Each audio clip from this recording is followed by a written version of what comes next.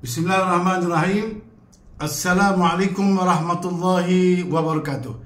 Sahabat-sahabat yang saya muliakan, alhamdulillah saya punya dinner malam ni simple saja. Tak ada nasi, tak ada karbohidrat, tak ada tepung bagai. Jadi untuk dinner saya pada malam ni, alhamdulillah saya makan ala kadar kerang rebus. Kerang rebus daripada Pantai Remis, Perak. Kerang rebus ni, kerang ni elok untuk tambah darah. Kerang rebus elok untuk yang ada penyakit kurang darah, anemia. Jadi makanlah kerang rebus untuk kesihatan. Kemudian tapi ingat kerang rebus ni punca gout. Sebab apa? Dia banyak uric acid. Kalau tuan-tuan banyak uric acid, nak cegah diri daripada gout, minumlah kopi O kosong. Kopi O kosong mencegah penyakit gout. Maksudnya kopi O tanpa gula. Alhamdulillah pada malam ni saya ada petai jeruk. Petai jeruk ni kita beli daripada pasar Setiawan ni. Petai jeruk ni probiotik. Elok untuk penghadaman, untuk pencernaan, untuk usus. Ini telur ada protein. Telur ni untuk pelajar-pelajar elok diamalkan. Siapa yang suka makan telur, otak dia lebih cerdas, bijak.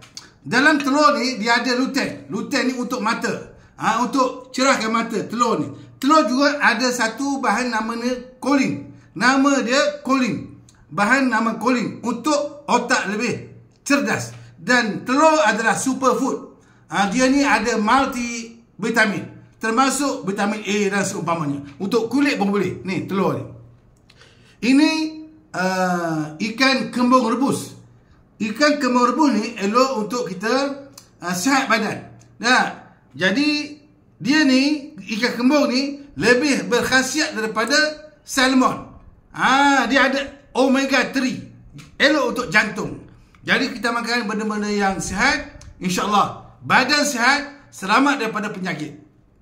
Muslimin yang semangatkan untuk cegah diri daripada penyakit diabetes ke, darah tinggi ke, banyak kolesterol ke, tuan-tuan, cut sugar. Jangan makan sugar. Nasi kurangkan, tepung-tepung kurangkan. Kemudian jangan makan kek-kek manis, gula-gula manis, biskut manis. Itu amat berbahaya. Jadi muslimin yang semangatkan, kita banyakkan protein. Macam ayam, daging, telur, elok kita makan selalu. Sebab apa? Dia protein. Jadi kepada sahabat-sahabat, jaga diri kita dan jaga kesihatan kita. Amalkan makanan-makanan yang sihat, termasuklah sayur, buah-buahan dan seumpamanya. Potong, cut gula. InsyaAllah anda akan selamat. Kita boleh reverse penyakit. Penyakit kecil manis, darah tinggi, dan kolesterol. Kita boleh reverse. Kita boleh pulih. Dan dengan syarat jaga pemakanan, kurangkan karbo, cut sugar dan amalkan intermittent fasting. Puasa berkala. Puasa Isnin Khamis pun terbaik. InsyaAllah. Jumpa lagi. Follow saya di TikTok Ustaz Abu Hassan. Assalamualaikum. Jom makan kerang. Alhamdulillah. Terbaik.